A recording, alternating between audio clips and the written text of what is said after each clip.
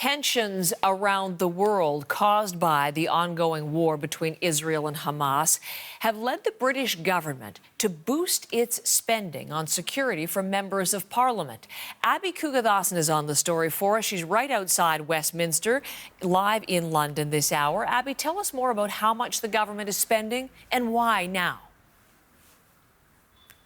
Heather, the British government says it's going to spend an additional £31 million on security for elected representatives. MP safety has been a concern here in the UK, just as it is in other countries, including ours in Canada. Now, recently, one Labour MP said that death threats are the norm, a Tory MP saying that he's not going to stand again after an alleged arson attack on his office, and a female MP saying that she always carries a panic button that's linked to police services, given the threat that she feels. Now, Rishi Sunak, the British Prime Minister, talking about the fact that elected officials are facing verbal threats, that they're being physically targeted as well. So this money is going to now go towards providing bodyguards for some MPs, additional police patrols in England and Wales. Elected representatives could get a dedicated police contact, each of them. And there's also some money being set aside to expand a cyber security with the online threat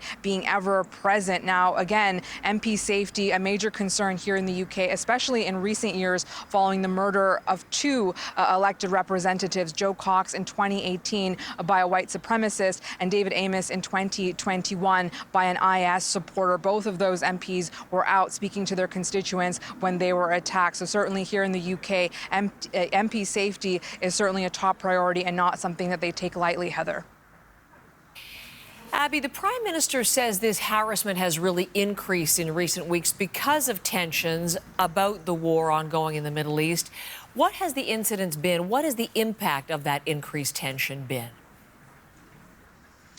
Yeah, some of this funding, the reasoning being provided by the Rishi Sunak government certainly has to do with the tension here in the UK between what the government is saying it can and will do with regard to the crisis in the Middle East and what people here expect. Now, we know that the Tory government here has not called for a permanent ceasefire. The Labour opposition only called for one recently amid immense pressure. Some of that pressure we have been seeing in demonstrations, not just here in London, but across the UK. Here in London, 250,000, 500,000, up to 1 million people demonstrating weekend after weekend, demanding a ceasefire, and a new poll saying that 66% of Britons want to see just that. So there is a discrepancy between what a majority of the people here in the UK want to see their government do and what their government is doing. But of course, a consensus here too in the UK that it doesn't matter if you don't agree with your elected official. Harassing, intimidating MPs is absolutely unacceptable.